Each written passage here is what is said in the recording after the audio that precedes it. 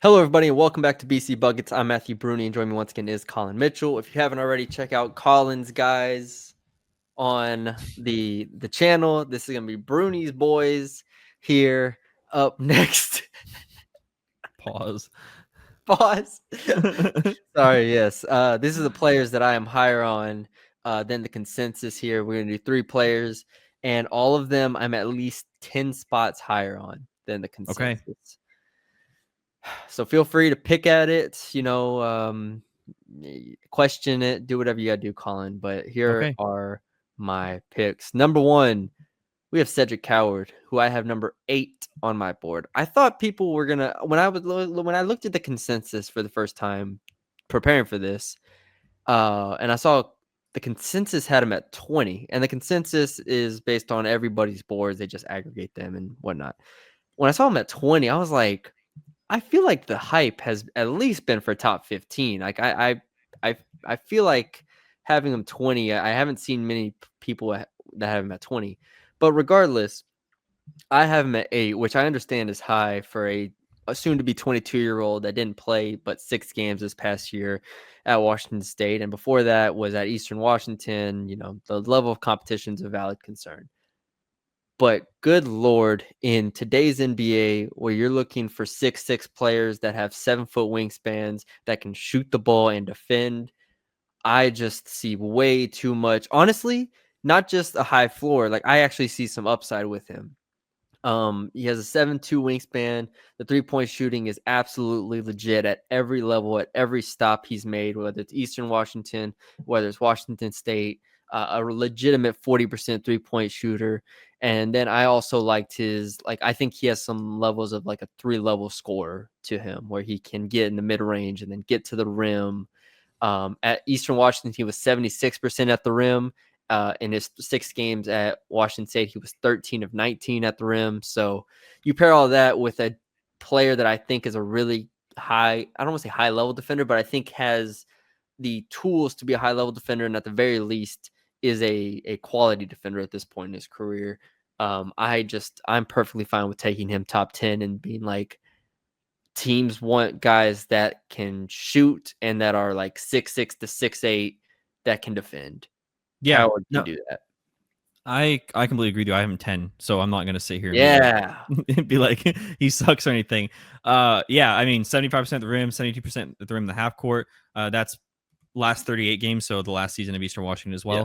well. The thing I pointed out in our video with him and I think it was Carter Bryant Yes. was I was gonna originally go back and compare the Washington stats and the Eastern Washington stats and the Washington State stats, and they were basically identical still, even though Mhm. Eastern Washington was much lower competition. And that's not to say that Washington State's non-conference is really good or anything, but when you're still able to basically shoot 40% and still shoot ridiculous amounts, like his true shooting percentage, I think was close to 70%. Where is it? Jesus, Struggling to find things on that computer nowadays. I can't read spreadsheets. It's my terrible struggle here. Jeez. Uh, Give it up. I'm 70%. It was 70%. Okay, there you go. So there you go. So like that's really good, and not to mention you already mentioned he's skilled and already kind of gives you that defender again plus 8-inch wingspan, and he's 6'6". So there's nothing that I can't not love about him, and he's only 21 years old. And normally when you're talking about a guy who's 21 years old, they're kind of cookie cutter in college. Mhm. So Yeah. I have, and I don't know if you do. I have him above Carter Bryant still, even after we did the video and everything. But it's I only do one not. spot for me. I will say I moved Carter Bryant up a little bit since that video. I have Carter Bryant 9 on my board, so 8, 9, not a big disparity, but Yeah, I I have do Carter trust Bryant Coward. 7. Okay, yeah. So you have Bryant higher a little bit, but yeah, I still trust Coward's polish still a little bit Mm-hmm. more. The athleticism is maybe one other question here. He's not a explosive guy getting to the basket and dunking or anything like that, but I think he's quick enough, and I think he's smart enough and cerebral enough to make plays. And I honestly would have loved to see him at Duke this upcoming season, but I'm fine Well, with that him also being in speaks Penda. to what other people thought of him as well. Is that Yeah, he was committed to Duke. yeah. What were your comps for him? Trevor Ariza and Nick Batum Mm-hmm. I like were it. my two comps. So, Nice. all right. Next, I have Noah Penda, a player who is 26. And again, another one I thought was actually higher, before doing this, but Noah Penda at 26 on the consensus board. He's 13 on my board, which is very, very high. I haven't seen Oh. many with with Noah Penda at 13. I've seen some 15s. I think Vicini has him at 15 on his Mm-hmm. board. So he's close, but I am apparently the leader of the Noah Penda fan club here. At 6'8", 20 and a half years old, at Le Mans, 27 minutes per game, 10 points, 5 boards, 2.5 assists, 1.4 steals. All of this, like, I start with him. I think he's a really smart defender, and he uses his length. I don't know what his wingspan is, but it feels like it's plus at a good amount. Like, it feels like it's a 7-foot wingspan here, and I think he uses it really well. I think he understands like help side stuff. I think he knows when to like dig, when not to dig, so on so on. The handle is really exciting when you get to the offensive side of the ball. I think the rebounding is very, very legit. And then the biggest question is, can he shoot it? And he shot 30.4% from three, shot 70% from the free throw line. And I think there's enough there. It's not a beautiful shot, but I think there's enough there to be like, look, you give him 3 years in the NBA, he's shooting 33, 34% from three. Like, I feel pretty good about that because he's confident and he takes them in a variety of ways, off the dribble, off the catch, deep, corner, so on and so forth. So, yeah, I like Noah Penda quite a bit. I honestly don't have a ton of questions for him, but I can understand like he's not like the best athlete or anything like that. And then you have the shooting. Yeah, I think during our last video, I definitely buy the feel. I definitely buy his ability to see the game. I just can't. I don't know if I can buy the shot at all. I feel like it's just way too flat. Not a lot of elevation on his shot. And I am 25, so that's really close to consensus. But to your point about him being a good player, I think his off-ball defense is really good. I again think he sees the game very well, very good instincts. Doesn't try to do too much, but also does like you said, confident. He's a very confident player. So I think 13 is a stretch, but I think taking him 25. My problem is I don't really see a ceiling that's really high for him. So that's where I struggle to I take a player I like just at looked it 13. up. He does have a 6'11" and a half wingspan. Yeah. So we're looking at plus by 3 or 4 inches there for Penda. In terms of his ceiling, I think you can have a fairly high ceiling on him. Now I think it's hard to come up with comps like at times, but I think if he can shoot the ball, you have a guy who can attack closeouts at a high level and can make plays for others, to where if you put him next to a big that is, I'm not going to say just a rim runner, but a big that can do multiple things and even space out the floor a little bit and let him get to the basket. I think Penda has a variety of skills that let him really be effective in the half court here. So you pair that with honestly what I didn't even mention is one of my favorite skills for him is his rebounding and his motor. I think he can impact the game in a lot of different ways and play a lot of different roles for a lot of different teams.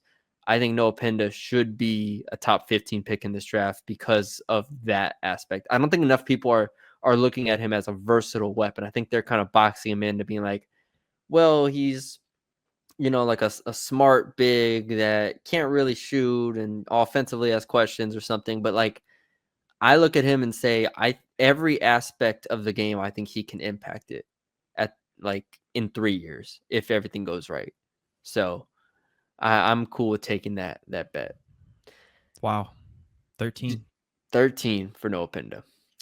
Well, my comp is Paul Millsap, which is a young Paul I Millsap. did like that comp at the time. I A remember. young Paul Millsap that was kind of just like everywhere. I know Mhm. Paul Millsap played in a different era where it was more like back to the basket type stuff. What Penda also does as well when he drives, can like turn his back and you know back people down a little bit as well.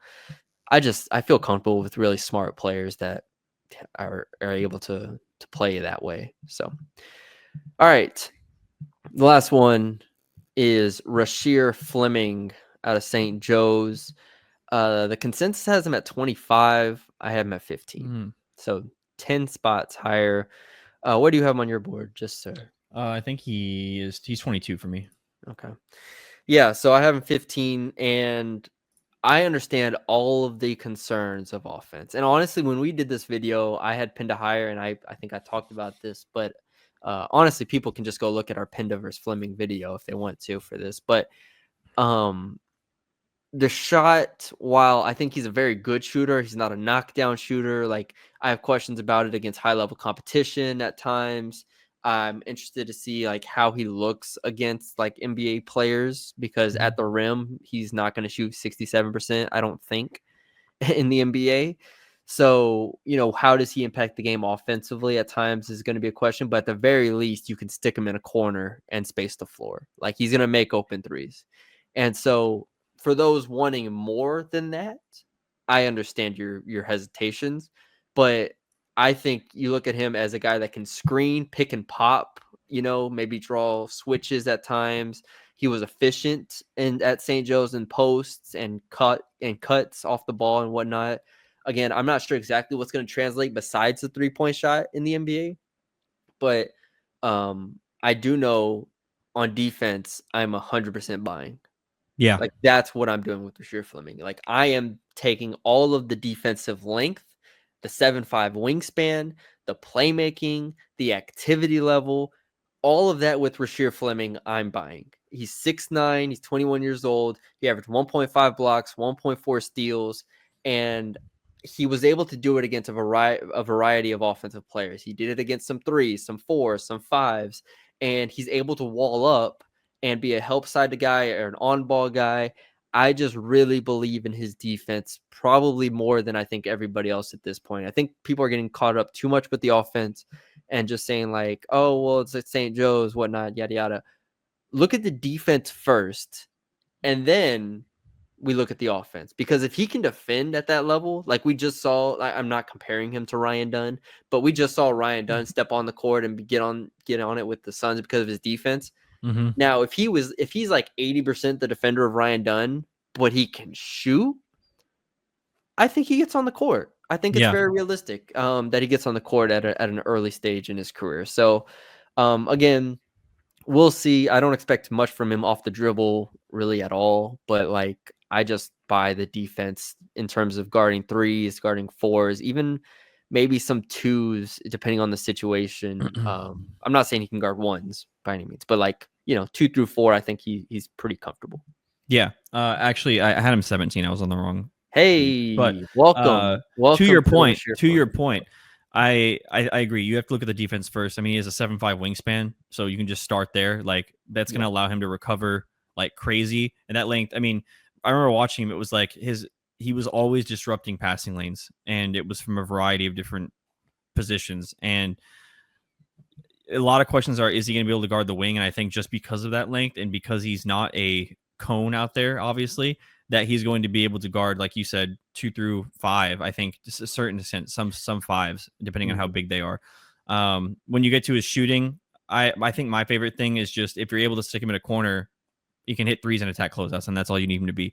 I mean, 78% at the rim as a cutter, great in the open floor, and 47% on transition threes, which I don't know if you have that stat, but like he's not a one-dimensional player, I think, like as much as people think he is on offense, because he is able to at least space the floor and still attack closeouts. It's not like he's just somebody who is only, like you said, a Ryan Dunn and isn't able to do anything else. So Also, the defensive rebounding was really, really good his whole career, and he averaged 8.5 rebounds this past year. So, yeah. If he can rebound, he can find a spot at the 4, maybe bulk up a little bit. I mean, I feel really good about him. My comp, the comp that you liked a lot on our episode was Toronto Serge Ibaka. Mm-hmm. Yeah, I love that comp. Yeah. Not OKC Serge Ibaka. I'm not saying he's defensive player of the year. I'm not saying he's going to block 3 shots a game.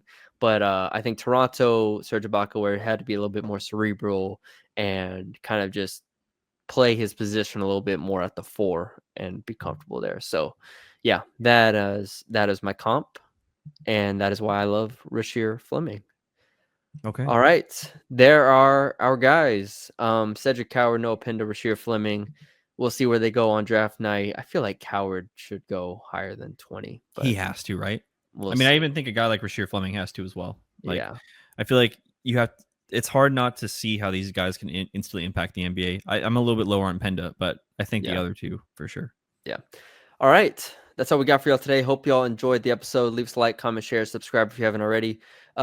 Soon we will be having out our big board and our mock draft. So stay on the lookout for that. We'll have those out in the coming days as well. And then we'll obviously be doing the NBA draft as well. So thank y'all for joining us. We will talk to y'all later.